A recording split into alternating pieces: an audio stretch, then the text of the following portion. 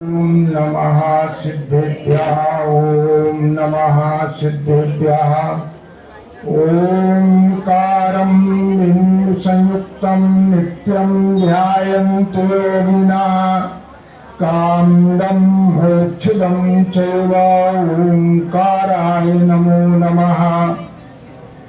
अविरल शब्द धनौघ प्रक्षालित सकल भूतल मल कलंका मुनिगुरुपाशित तीर्था सरस्वती हरतु दुरितम् अज्ञान तिमिरान्धानां ज्ञानाञ्जन शलाकया चक्षुरुन्मीलितं येन तस्मै श्री गुरुवे नमः। परम गुरुवे नमः। परम्पराचार्य श्री गुरुवे नमः। सकल कलुष विध्वंसकं त्रियेषां परिवर्धकं धर्म संबंधकं भव्यदेव मना प्रतिबोधकारकं पुण्य प्रकाशकं पाप प्रणाशनम् इदं शास्त्रं श्री रत्नकरण श्रावकाचार्य नामधेयम्। अस्य मूल ग्रंथ कर्तारः श्री सर्वज्ञ देवाष्टभुक्तर ग्रंथ कर्तारः श्री गणधर देवा प्रतिगणधर देवा तेषां वचनानुसारमासाद्य श्रीमत्समन्त भद्राचार्येण विरचितम्। श्रोतारः सावधानतया शृण्वन्तु।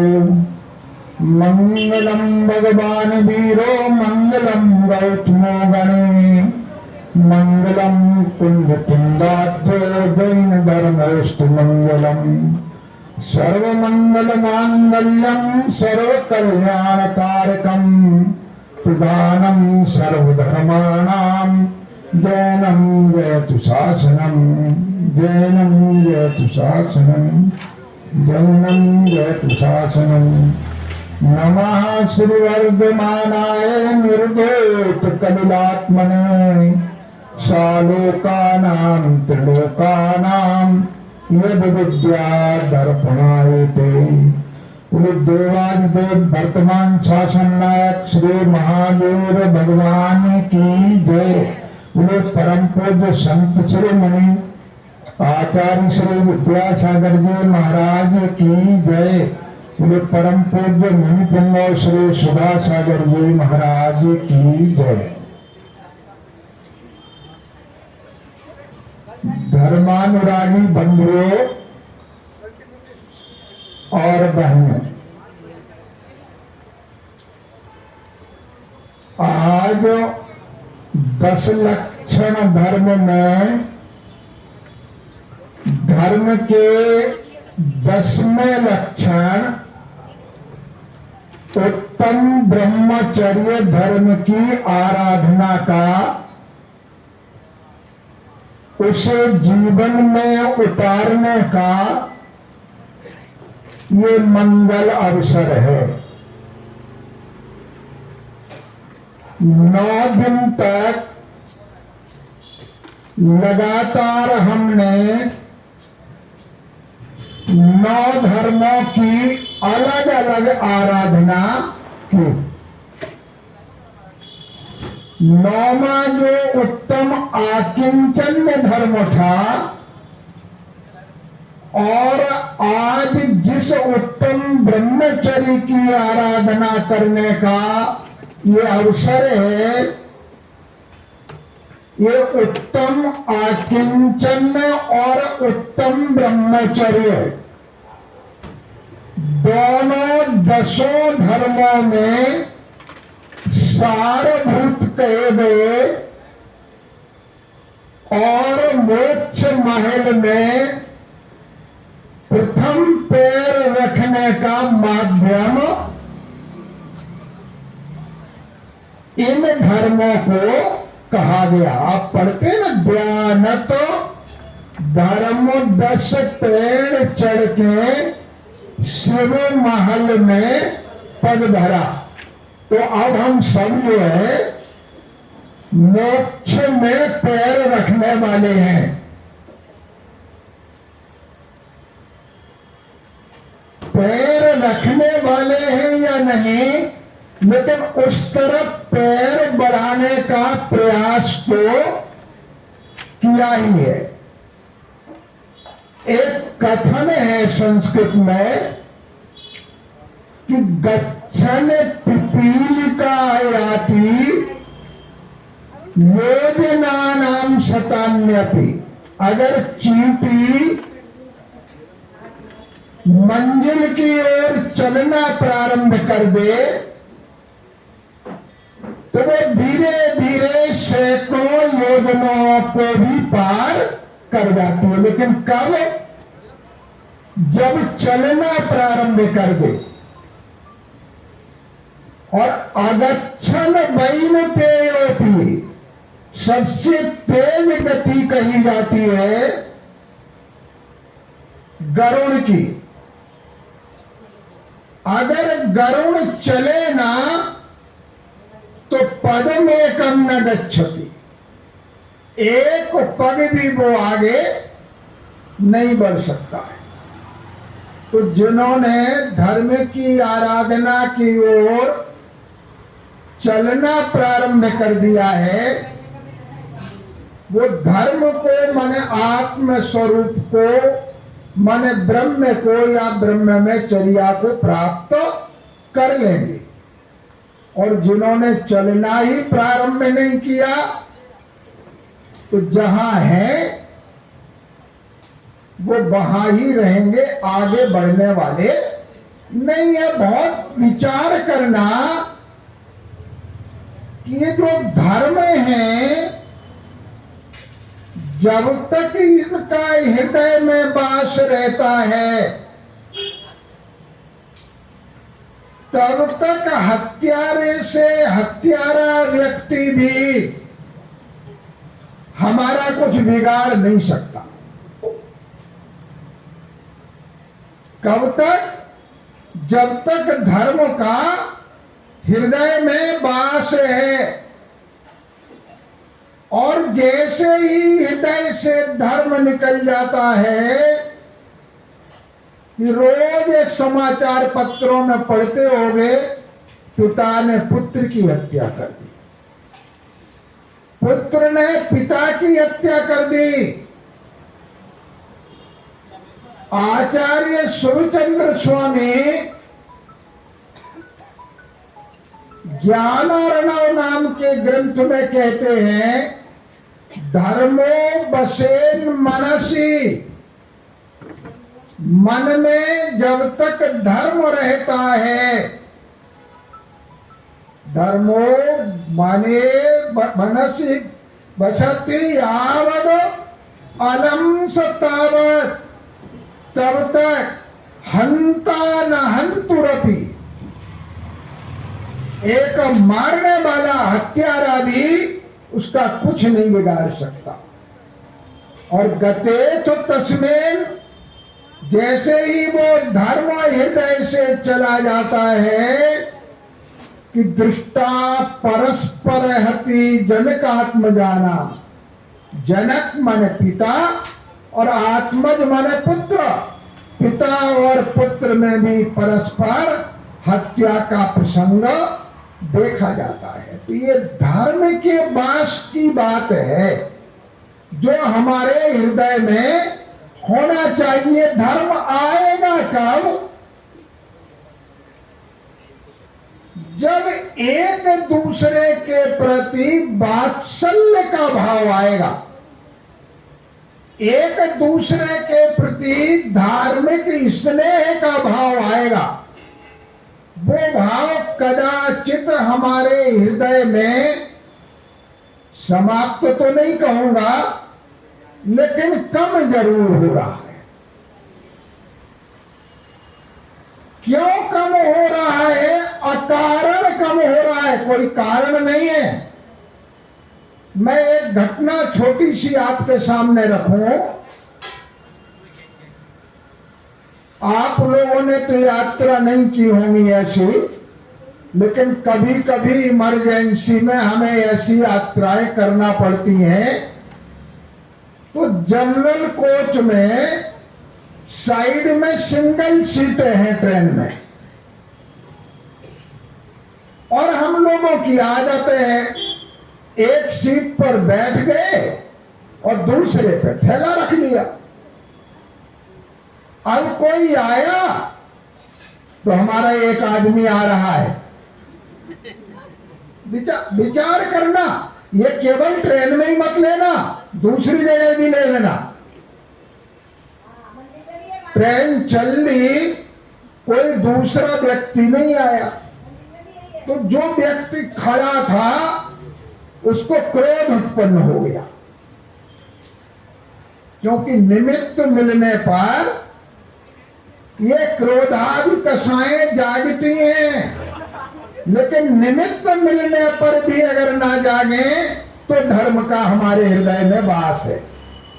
नहीं तो निमित्त मिलने पे ही जागती है, बिना निमित्त के तो जागती नहीं। उसने थैला उठाया और नीचे पटक दिया और खुद बैठ गया। अब उसको बड़ा कष्ट हो रहा, वो एक खिड़की को बंद कर रहा, बोले मुझे बहुत ठंड लग रही है, खिड़की बंद करो। और दूसरा व्यक्ति, जब विवाद हो जाता है तो ऐसी स्थिति होती है, विचार करना, तो दूसरा व्यक्ति खिड़की को खोल रहा, बोले मुझे बहुत गर्मी लग रही है, खिड़की खोलो। एक तीसरा व्यक्ति उठ करके आया, बोले भाई किस बात पे लड़ रहे हो? बोले देखो मुझे ठंड लग रही है, ये खिड़की बंद नहीं करने देता। दूसरा कह रहा है देखो मुझे गर्मी लग रही है, ये खिड़की खोलने नहीं देता। बोले अरे भैया देख लो, ये चौकटा ही चौकटा है, इसमें शीशा तो है ही नहीं खिड़की में, बंद करोगे तो भी हवा आना है और खुली रखोगे तो भी हवा आना है, तो कोई कारण है कि हमारे पास लड़ने का? लेकिन हम लड़ रहे हैं। धार्मिक कार्यों में भी अगर ऐसी भावना आ रही है तो समझ लो कि धर्म हमसे कोसों दूर है, कोसों। केवल स्वाध्याय करने से, स्वाध्याय कराने से या शास्त्रों का चिंतन करने से धर्म नहीं मिलता। खूब गंभीरता से सोचना। भारतीय संस्कृति तो साफ कहती है, पठिका पाठकाश्चैव एचापि शास्त्र चिंतिका। चाहे तो पढ़ने वाले हो और चाहे पाठक माने पढ़ाने वाले हो, और चाहे शास्त्रों का गंभीर चिंतन करने वाले हो। कहते ना बाल की खाल निकालना, तर्क पर तर्क, तर्क पर तर्क, तर्क से अंत नहीं पा सकते। ध्यान कर लेना, तर्क साधन तो बन सकता है, तर्क कभी भी साध्य नहीं बन सकता। हम लोग पढ़ते थे तो वेस्टर्न लॉजिक में एक तर्क आता था। किसी ने कहा कि अगर तुम इंसान से प्रेम करते हो तो शैतान तुमसे नाराज हो जाता है, दोनों में विरोध है। अब यहां इंसान और शैतान मत देखना, दो विरोधियों को देख लेना। और बोले अगर शैतान से प्रेम करते हो तो इंसान नाराज हो जाता है, बड़ी दिक्कत है, कोई ना कोई नाराज बना रहता है। तो एक तार्किक आया, बोले तुम दोनों को गाली देना शुरू करो। इंसान को गाली देते हो तो शैतान प्रसन्न है, और शैतान को गाली देते हो तो इंसान प्रसन्न है। तो तार्किक तर्क से ऐसा सिद्ध कर सकता है, लेकिन वास्तव में ऐसा हो नहीं सकता है। तो तर्क केवल धर्म तक पहुंचने का साधन बन सकता है, तर्क अपने आप में धर्म या प्रमाण नहीं बन सकता। ये सावधानी हमें सब जगह बरतना है। दिक्कत कहां आई है कि धर्म के विषय में हम दोष तो देते हैं, लेकिन दोष अपना है इस पर कभी विचार नहीं करते। नारायण कृष्ण इन्हें सलाका पुरुषों में गिना गया।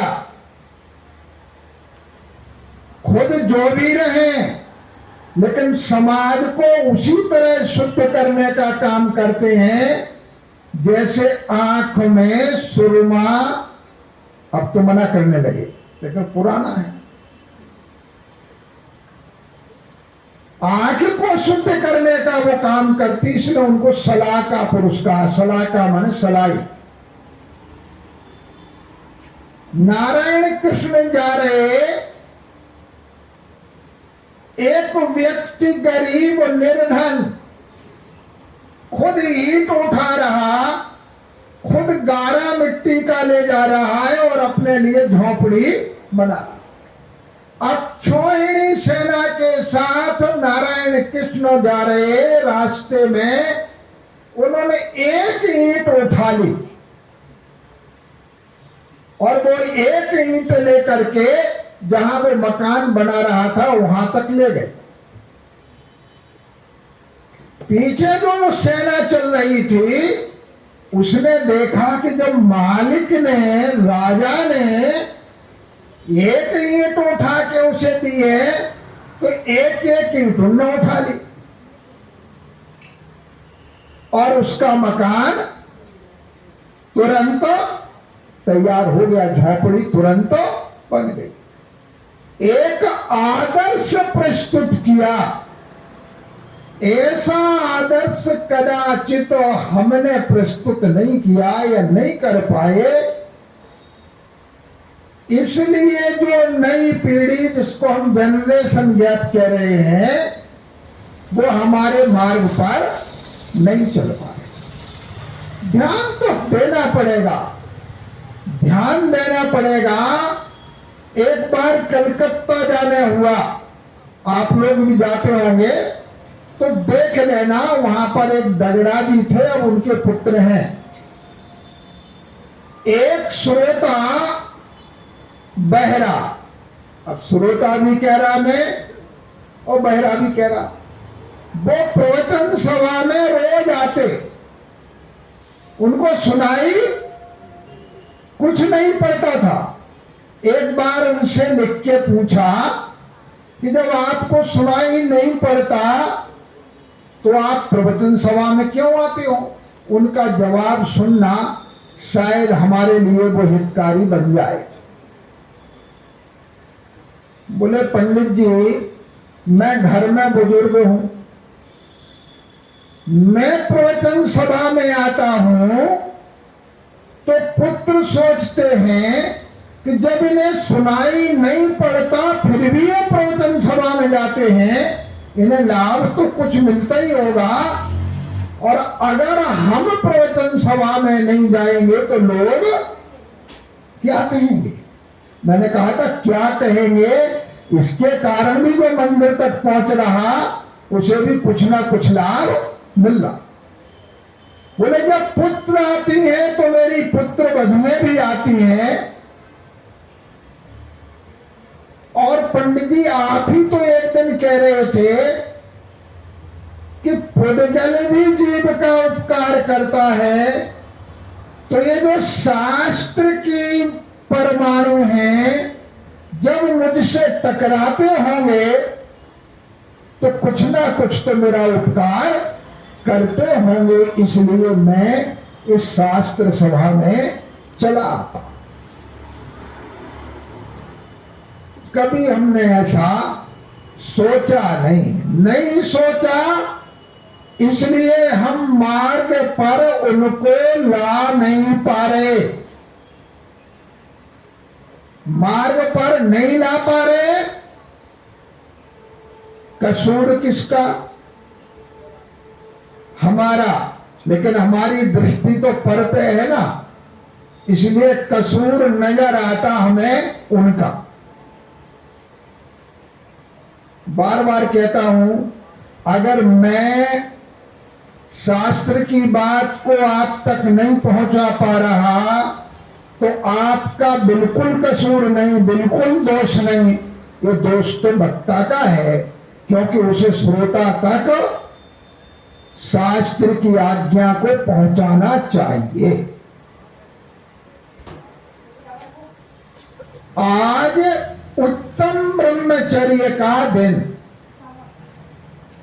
ब्रह्म माने शब्द का अर्थ आएगा तो आपको बहुत ज्यादा शास्त्रों में परिश्रम करने की आवश्यकता नहीं पड़ेगी। ब्रह्म माने आत्मा। ब्रह्म में जो चर्या है, आकिंचन धर्म में आत्मा के अलावा जितने भी भिन्न पदार्थ थे उनकी भिन्नता का ज्ञान हो गया। तो अब क्या बचा? स्वयं आत्मा। तो आत्मा की आत्मा में ही जो चर्या है, उत्तम ब्रह्मचर्य तो उसका नाम है। श्रावकों में वो संभव नहीं, संभव नहीं। एक श्लोक आप भक्तामर में पढ़ते होंगे, चित्रम किमत्र ये यदि ते त्रिदशांगनाभि नीतम मनागपि मनो न विकार मार्गम। हे भगवान, इसमें कुछ भी आश्चर्य की बात नहीं है कि देवांगनाओं के द्वारा भी आपका थोड़ा भी चित्त विचलित नहीं हुआ। बोले क्यों? बोले प्रलय काल की जो हवा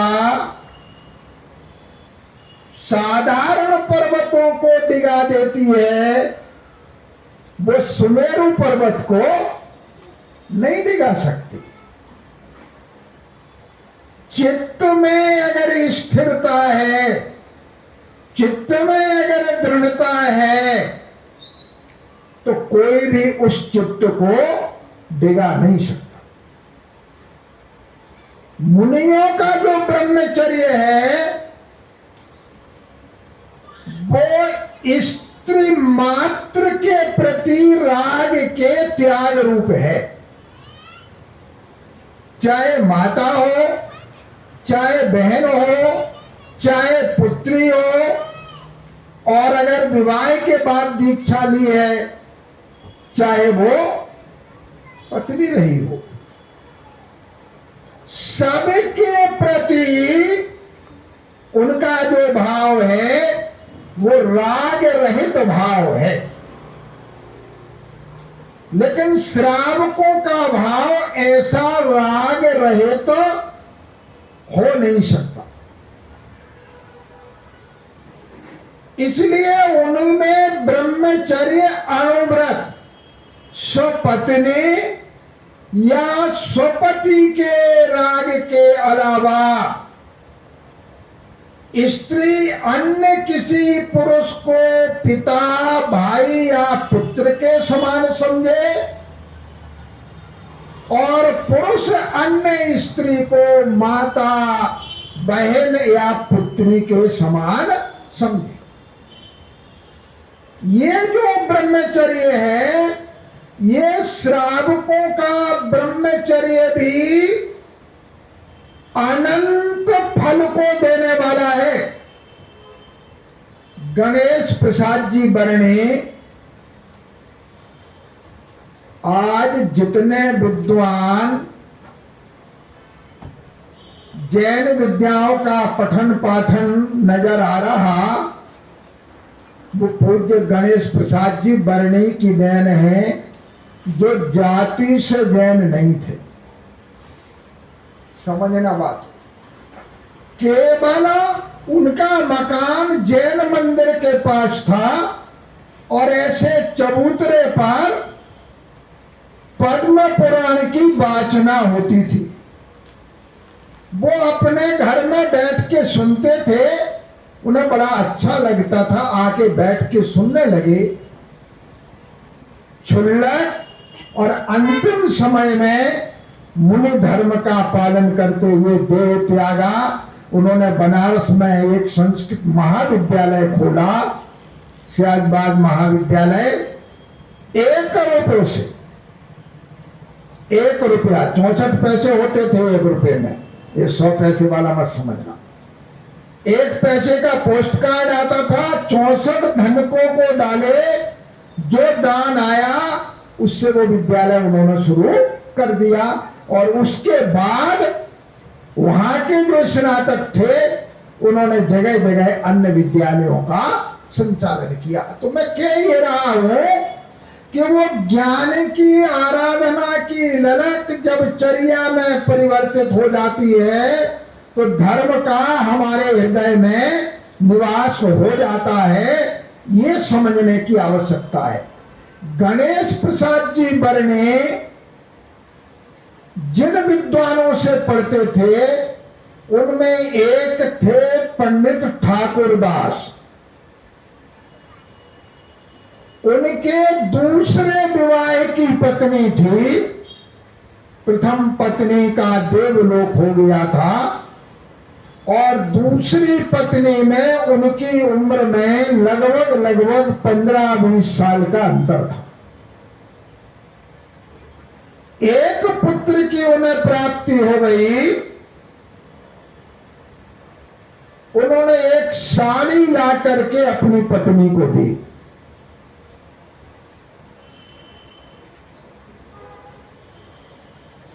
महंगी साड़ी थी, उतने वेतन उन दिनों में हुआ नहीं करते थे। पत्नी बोले इतनी महंगी साड़ी क्यों लाए हो? बोले तुम्हें अच्छी लगेगी। बोले अभी मैं तुम्हें अच्छी नहीं लगती। बोले नहीं अच्छी तो लगती हो, क्योंकि अब ये तो कह नहीं सकते। वो गई और कुछ पैसे काट करके दुकानदार को साड़ी वापिस करे आई कि मेरे पास तो जितनी है उतनी बहुत है, मुझे नई साड़ी की आवश्यकता नहीं है। जब वो पुत्र बड़ा हो गया तो उन्होंने कहा कि अब हमें ब्रह्मचर्य व्रत धारण कर लेना चाहिए। पंडित जी तो कुछ हीला हवाला करने लगे, लेकिन उनकी पत्नी उनकी गोद में आके बैठ गई कि आज से मैं आपकी बेटी। विचार करना, ये इसी काल की बात है, किसी पुराण की बात नहीं है। तो व्रत के परिपालन के लिए अंदर से ज्ञान की आराधना और उस ज्ञान की आराधना को अपने अंदर उतारने का प्रयास,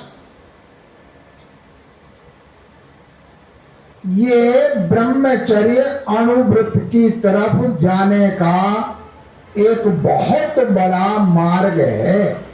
इससे हम ब्रह्मचर्य का पालन करके धीरे धीरे उत्तम ब्रह्मचर्य रूप व्रत को पाकर और मोक्ष महल में पग रख सकते हैं। ये चर्या से झलकना चाहिए, चर्या से। विवेकानंद जी विदेश जाने लगे तो वो अपने गुरु माता के पास गए, स्वामी राम तीर्थ जी की पत्नी के पास। बोले माता जी मुझे आज्ञा दे दीजिए, मैं विदेश जा रहा हूं, अपने धर्म का वहां मैं पालन कर सकूं। बोले बेटे उस आले में एक चाकू रखा है, उसे उठा लाओ। विवेकानंद चाकू को उठा लाए। चाकू को वो गुरु मां को उन्होंने सौंप दिया। बोले जाओ अब तुम विदेश जा सकते हो। मैंने कहा था ना जैन धर्म का गणित बड़ा विचित्र है। विवेकानंद की समझ में नहीं आई बात कि इस चाकू से विदेश जाने का क्या मतलब था। उन्होंने कहा बेटे जब तुमने चाकू मुझे दिया तो चाकू का जो फलक था, जो मूठा था, वो मेरी तरफ था और चाकू की जो धार थी वो तुम्हारी अपनी तरफ थी। तो इससे मैंने समझ लिया कि तुम खुद तो कष्ट को सह सकते हो लेकिन दूसरे को कष्ट नहीं दे सकते। ये क्रिया हमारी बताती है कि हमारे हृदय में भाव कैसे हैं। हर क्रिया, हम उठ रहे हैं, हम बैठ रहे हैं, हम चल रहे हैं, हम फिर रहे हैं, हम शास्त्री जी को विराजमान कर रहे हैं, हम शास्त्री जी का निष्ठापन कर रहे हैं। हर एक क्रिया हमारे भावों को प्रकट करती है। हमारी दशा बड़ी विचित्र हो गई। कैसी विचित्र हो गई कि ज्ञान का अभिमान जो जिस क्षेत्र में है, जो जिस क्षेत्र में है उसे उस ज्ञान का अभिमान हो गया। एक छोटी सी घटना, क्योंकि मैं घटनाएं जरूर अपने अंदर उतारता हूं। इंदौर में विद्वत परिषद का अधिवेशन था। प्रकाश चंद्र सेठी उन दिनों में भारत के गृह मंत्री थे। मंच पर आए तो हम सब लोग खड़े हो गए। स्वाभाविक है सम्मान का भाव। अंत में जब उन्होंने भाषण दिया तो उन्होंने एक बहुत अच्छी बात कही। बोले, जब मैं दुकान पर जाता हूं तो सेठ जी की गद्दी ऊपर और मैं नीचे खड़ा रहता हूं। वहां सेठ जी बड़े हैं, दुकान के मालिक हैं, मैं छोटा हूं, खरीदार हूं, वो बेचने वाले हैं। बोले, जब कोई मेरे ऑफिस में आता है तो मैं बड़ी कुर्सी पर बैठा रहता हूं और बाकी सामने बैठते। और मैं किसी के ऑफिस में जाता हूं तो जो हेड क्लर्क है वो कुर्सी पर बैठा रहता है और मैं सामने छोटी कुर्सी पर बैठता हूं। कोई बड़ा छोटा नहीं है, सब अपनी अपनी दृष्टि से बड़े हैं, अपनी अपनी दृष्टि से छोटे हैं। तो ये जो बड़प्पन और छोटेपन का भाव है ये ज्ञान के अभिमान को जागृत करता है। और जब ज्ञान का अभिमान आता है तो धर्म का वास वहां रहता नहीं। अभिमान के साथ धर्म रहे ऐसा 3 काल में भी संभव नहीं है। संभव नहीं है। गंभीरता से कभी कभी विचार किया करे। नमोकार महामंत्र पढ़ते हैं आप लोग, ऐसा लगता है कि कोई नहीं पढ़ता, सब पढ़ते। 5 परमेष्ठियों को नमस्कार किया कि नहीं किया? और चत्तारी दंडक पढ़ते हैं आप। 4 की शरण में जाते हैं, 4 को मंगल स्वरूप कहते हैं।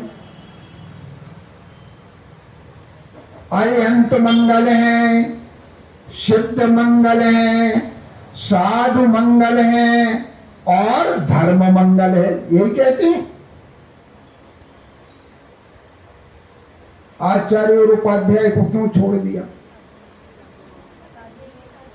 अब आप कहेंगे साधु में इंक्लूड होगा, ये आपका सोचना है और अब तक यही सुना है और यही पढ़ा है। पद से आज तक किसी की भी मुक्ति नहीं हुई है।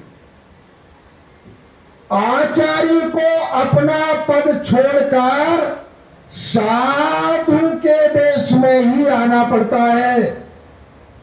उपाध्याय को अपना पद छोड़कर साधु रूप ही परिणत होना पड़ता है। इसलिए पद कभी भी मंगल स्वरूप हो नहीं सकता। पूरे पुराण पढ़ जाना, एक भी आचार्य को मुक्ति हुई हो तो दिखा देना, एक भी उपाध्याय को मुक्ति हुई हो तो दिखा देना। आचार्य अपना उत्तराधिकार सौंपकर खुद उसके संग में साधु के रूप में रहता है, तब वो मुक्ति को प्राप्त होता है, अन्यथा उसकी मुक्ति हो नहीं सकती।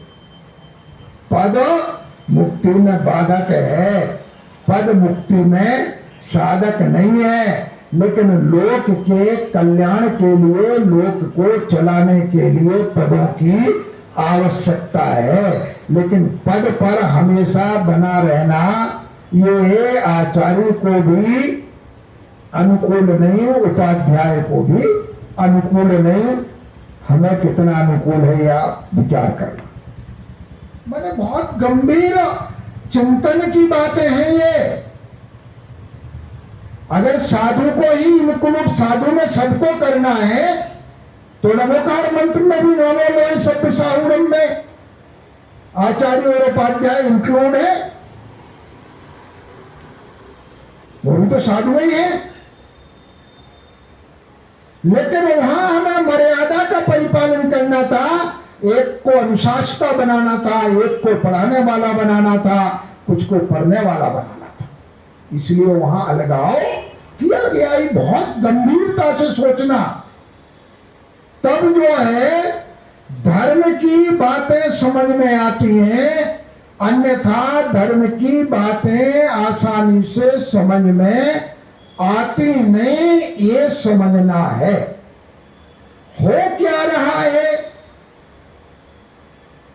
मैंने अधिक स्वाध्याय कर लिया, पुण्य कर्म का योग था, क्षयोपम अच्छा था, तो मैं अपने को ज्ञानी समझने लगा।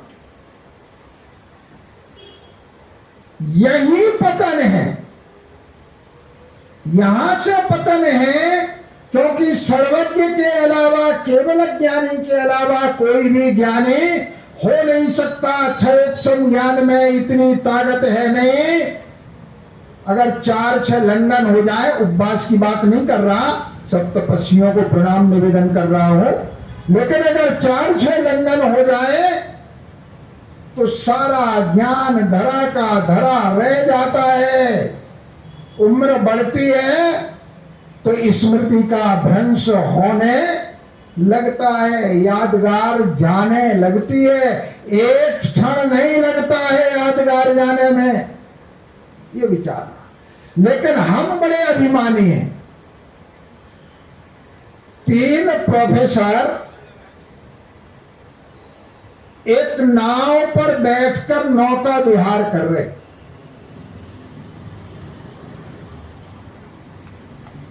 एक प्रोफेसर बॉटनी का,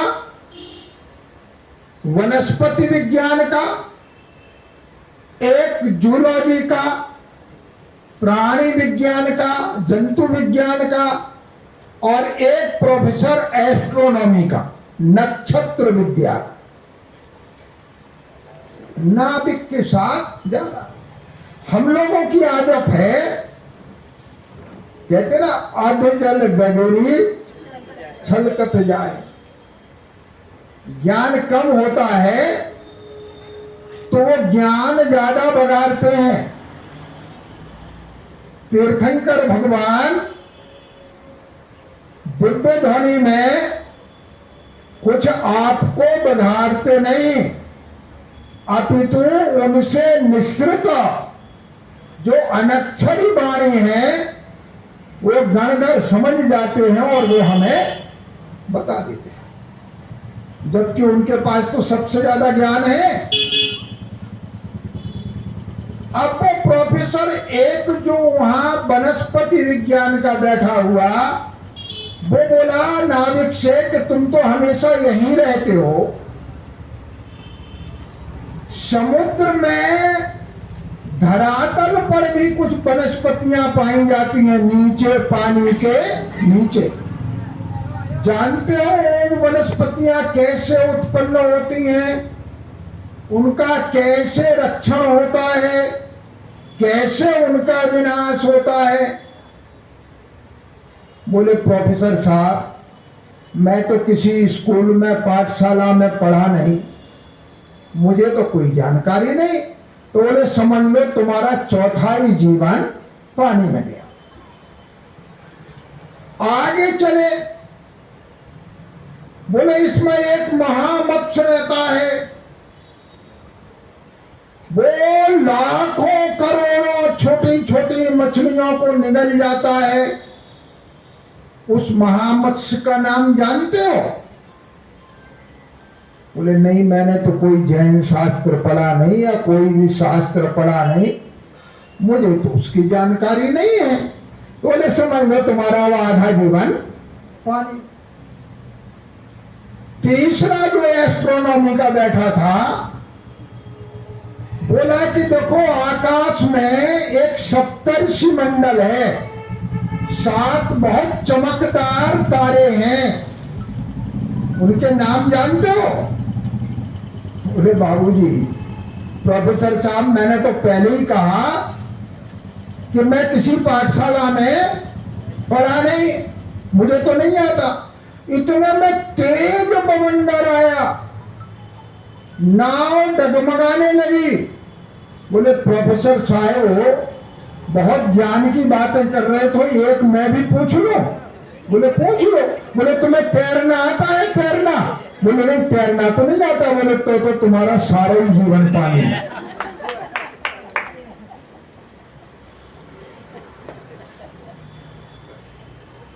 अगर हमने तैरना नहीं सीखा और पानी में उतर रहे हैं तो समझ लो कि हमारा पढ़ना लिखना सब कुछ व्यर्थ है। ये चर्या, ये आचरण, ये सबसे महत्वपूर्ण है। ये कब आता है? जब हृदय को हम पवित्र बना लेते हैं, हृदय को सरल बना लेते हैं। ऐसे कितने लोग हैं यहाँ जिन्होंने हस्तिनापुर जी के दर्शन किए हैं? चलो बहुत लोग हैं। हस्तिनापुर का जो मूल मंदिर, वो 1808 ईस्वी में दिल्ली के एक लाला हरसुखराय जी ने बनाया। कौन सा? बड़ा मंदिर, मूल मंदिर। और 64 मंदिर दिल्ली में छोटे छोटे और बनाए।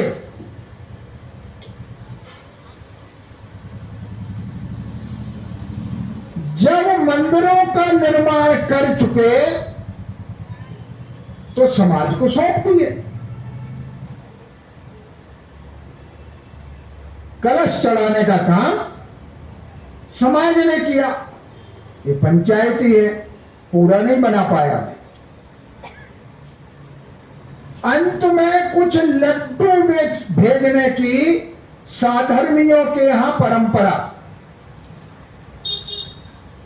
सबने नौकर के हाथ लड्डू रख लिए, एक केवल चना और गुड़ की दुकान किए। उसने लड्डू लेने से मना कर दिया। नौकर ने जाके सेठ जी को बताया कि सबने तो लड्डू ले लिए, लेकिन उस व्यक्ति ने लड्डू नहीं लिए, बड़ा घमंडी है।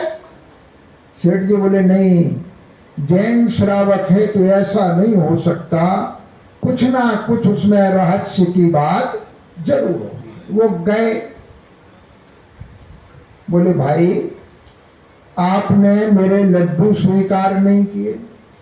बोले सेठ जी, जब मैं किसी को कुछ दे नहीं सकता तो मुझे लेने का क्या अधिकार है? सेठ जी ने 4 चने वहां से उठाए, घर से पानी अंदर से मंगाया, चने खा करके पानी पिया। बोले अब तो ये मेरे लड्डू ले लीजिए। ये वात्सल्य का भाव जब तक नहीं आएगा, धर्म हमारे अंदर आ नहीं सकता। पुरानी परंपरा देख लेना, मंदिर में कोई अपरिचित दर्शन करने आएगा, अब तो शहरों में वो बात खत्म हो गई, आते जाते रहते हैं, लेकिन गांव में कदाचित अब भी है। तो पूछेंगे कहां से आए हैं, नाश्ते का टाइम है तो चलो नाश्ता करें, चाहे कुछ ना हो। ये साधर्मी के प्रति वात्सल्य, ये वात्सल्य गायब हुआ तो धर्म हमारे अंदर से गायब हो गया। बहुत गंभीरता से धर्म की आराधना के बारे में विचार करने की आवश्यकता है, क्योंकि शब्द धर्म को कथन करने के माध्यम तो बन सकते हैं, शब्द धर्म नहीं बन सकते। अमंत्रम अक्षरम नास्ति, एक भी अक्षर ऐसा नहीं है जो मंत्र का काम ना करे। हर वर्ण का उच्चारण कुछ ना कुछ फल देने वाला है।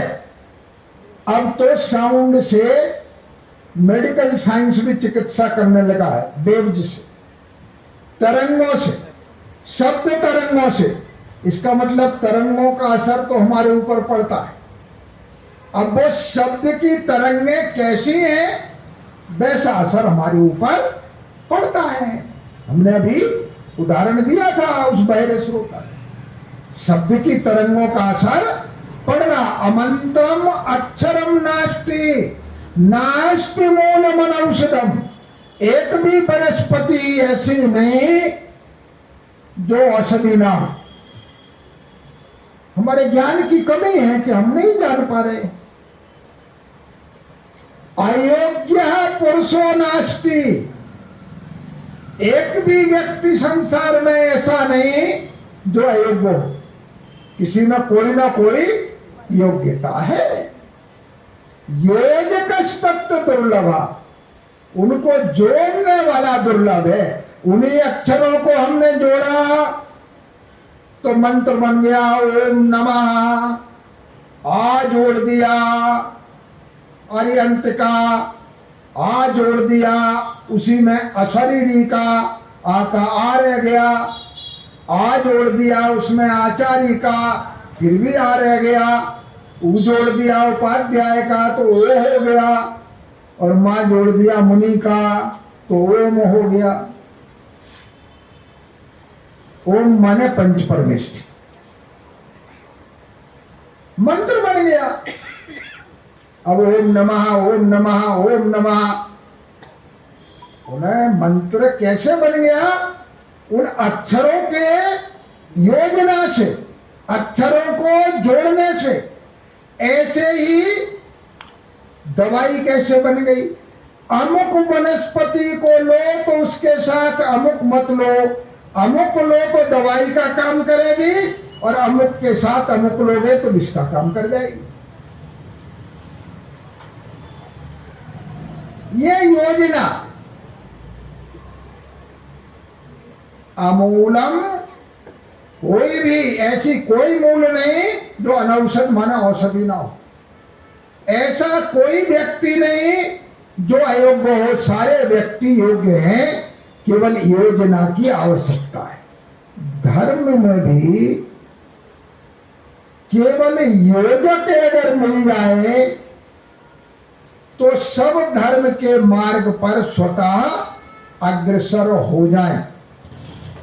इसमें कोई भी शंका की बात है ही नहीं। केवल विचार हमें यही करना है कि वो योजक मिले, योजना अगर मिलेगी तो धर्म हमें प्राप्त होगा, नियम से प्राप्त होगा।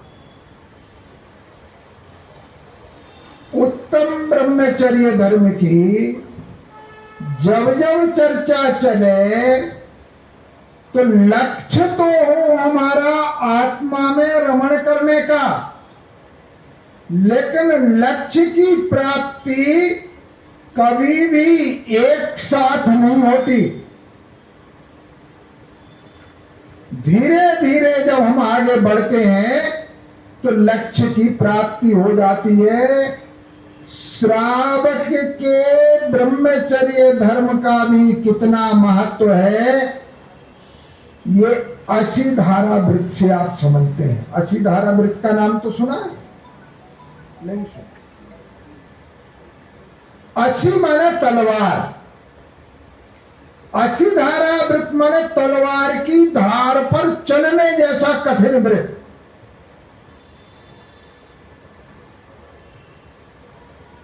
एक श्रेष्ठ पुत्र ने ये प्रतिज्ञा ली कि मैं विवाह के उपरांत शुक्ल पक्ष में ब्रह्मचर्य से रहूंगा।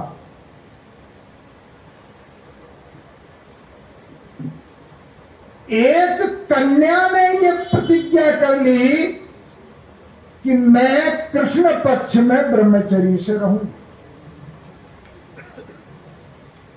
अब संयोग देखना कि उन दोनों का विवाह हो गया।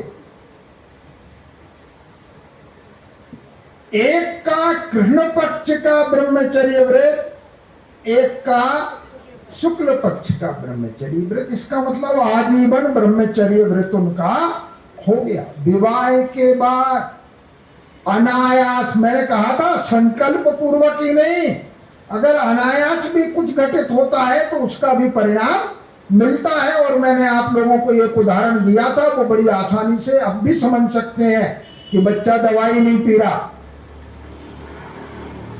माँ ने चम्मच में दवाई ली, बच्चे की नाक बंद की, एक हाथ से मुंह खोला और दूसरे हाथ से चम्मच उलेड़ ली। जितनी दवाई अंदर गई उसने तो असर किया। इच्छा तो नहीं थी उसकी दवाई पीने की, लेकिन असर किया। तो कभी कभी ऐसे अनायास घटित होने से भी असर होता है। अब एक बार क्या हुआ कि एक व्यक्ति के घर में मुनिराज के आहार के लिए चौका लगे, लेकिन मुनिराज का परिगाहन ना हो, लौट जाए। तो बोले ऐसा ये लोग जब परिगाहन करेंगे जो अचिधारा वृत्त का परिपालन कर रहे हो, तो जब वो प्रवेश करेंगे तो ऊपर ये जो चंदोबा लगा हुआ है ये अपने आप निर्मल हो जाएगा। उनके भाव हुए कि मुनिराज को हम भी आहार दें। वो उसके घर पहुंच गए, वो चंदोबा वो हो गया, मुनिराज के आहार हो गए। तब मुनिराज ने बताया कि कैसे ये अशीधारा वृत्त का परिपालन कर। कभी कभी हमें लगता है कि साधु ने हमें जबरदस्ती व्रत थोप दिया, लगता है कि नहीं? आहार दिया, बोले 15 दिन को आलू मत खाना, तो 15 दिन में भी हमें लगता है कि प्राण निकल जाएंगे, लगता है। आदत इतनी खराब हो गई, धांस धांस के खाएंगे और उसके बाद अब खाने की जगह बची नहीं तो बाहर जाकर के एक पत्ता चबाने लगेंगे। जब समझ रहे ना, पत्ता तो पान खा लेंगे। क्यों खाया वो पत्ता? ऐसा लगता है कि शायद हम त्रेंच गति से आए हैं। जैसे साइकिल चला दो आप पैडल और फिर रुक जाओ तो अभी पहिया घूमता रहता है, पुरानी आदत बनी रहती है। तो वहां तो घास ही चबाते थे। तो ऐसा लगता है कि शायद वो आदत बनी हुई है, या फिर ऐसा लगता है कि त्रेंच गति का बंध हमारा हो गया। तो बोले अभी से अभ्यास कर लो, क्योंकि वहां तो पत्ते ही मिलेंगे खाने को। कैसी विचित्र स्थिति है, लेकिन हम कर रहे और हम सोच रहे कि साधना कर ले हम ब्रह्मचर्य की, हो नहीं सकता, क्योंकि ब्रह्मचर्य व्रत में केवल स्पर्शन इंद्रिय बाधक नहीं, सारी इंद्रियां बाधक हैं। ध्यान कर लेना। तत्वाय सूत्र जिन लोगों ने पढ़ा है 5 भावनाएं ब्रह्मचर्य व्रत की हैं। स्त्रीराग कथा श्रवण, स्त्रियों को पुरुषों के प्रति राग को बढ़ाने वाली कथा का सुनना, पुरुषों के द्वारा स्त्रियों के प्रति राग को बढ़ाने वाली कथा का सुनना। ये सुनना कौन सी इंद्री का काम है? कर्णेंद्री का। इसका मतलब कर्णेंद्री भी बाधक है। तन मनोहरांग निरीक्षण, उनके मनोहर अंगों को देखना। देखना कौन सी इंद्री का काम है? चक्षुंद्री का। यही काम है। पूर्वरतानुस्मरण, पुराने भोगों को याद करना। याद करना किसका काम है? मन का काम है। वृश्रेष्ठ रस त्याग, काम वर्धक रसों का त्याग करना किसका काम है? जिह्वा इंद्री का काम है, रसना इंद्री का काम है। और सशरीर संस्कार त्याग, अपने शरीर को संस्कृत करने का, संस्कारित करने का, टेल्कन पाउडर लगाने का त्याग कर देना। घ्राण इंद्रिय और स्पर्श इंद्रिय दोनों को सुख मिल रहा है। कोल्ड क्रीम, स्पर्शन इंद्रिय को सुख मिल रहा, गंध ना हो तो नाक भी दुखी है। तो 5 इंद्रियां और मन ये बाधक है। इसलिए 5 इंद्रियों और मन को वश में करने पर ही ब्रह्मचर्य की साधना हो सकती है, अन्यथा ब्रह्मचर्य की साधना नहीं हो सकती है। वो ब्रह्मचर्य धर्म हम सबको प्राप्त हो और हम मोक्ष महल में पग रखें, ऐसी भावना। ये ना 10 दिनों में या कहूं 9 दिनों में, क्योंकि एक दिन तो संयम का दिन था, इसलिए संयम से डरते हैं लोग, बोले उस दिन तो आना मत। डर ही संयम का है। तो शास्त्र की बात को, अनुशासन की बात को, करणीय और अकरणीय के विवेक की बात को हमने अपने शब्दों में कहने का प्रयास किया, जो शास्त्र के ज्ञान का अनंतानंतवां हिस्सा भी नहीं है। क्षयोपशम ज्ञान कितना भी बड़ा हो, वो बड़ा हीन ज्ञान है। न चाहते हुए भी कभी गलत निकल जाता, कभी समझ में न आने के कारण दुरुक्त, जैसा आचार्य का अभिप्राय नहीं था वैसा अभिप्राय प्रकट हो जाता। ये क्षयोपशम ज्ञान की हीनता है। तो देव, शास्त्र और परोक्ष में विराजमान जयपुर में जो गुरु हैं, उनकी साक्षी पूर्वक कि मैंने शास्त्र विरुद्ध कहने का कोई प्रयास नहीं किया है, लेकिन फिर भी अगर कोई शास्त्र विरुद्ध निकला है तो जो शास्त्र के अनुकूल है उसको ग्रहण करना, जो शास्त्र के प्रतिकूल है उसको ग्रहण मत करना, ग्रहण मत करना, ग्रहण मत करना। और जो भी इस तरह से दुरुक्त अगर मुख से निकला है तो आप सबसे, अब क्षमावाणी तो कल होगी, लेकिन मैं आज ही आपसे इस पवित्र भावना से, ये केवल शब्दों का आडंबर नहीं है, खूब आराम से समझ लेना, क्योंकि जब वक्ता बोलता है इस उम्र में कुछ कुछ विस्मृत भी हो जाता है, कहना चाहते हैं नहीं कह पाते हैं। तो अगर कुछ ऐसा कहा गया है तो मैं देव और शास्त्र की प्रत्यक्ष में विराजमान साक्षी पूर्वक आप सबसे बड़ी विनम्रता पूर्वक क्षमा याचना करता हूं और आशा करता हूं कि स्वाध्याय में आपकी रुचि हो और वो रुचि चर्या के रूप में परिणत हो और आपके भावों में सुधार है, वो सुधार उत्तरोत्तर होता रहे, ऐसी पवित्र भावना के साथ मैं विराम लेता हूँ। आप सबको करोड़ों बार जय जनेन्द्र।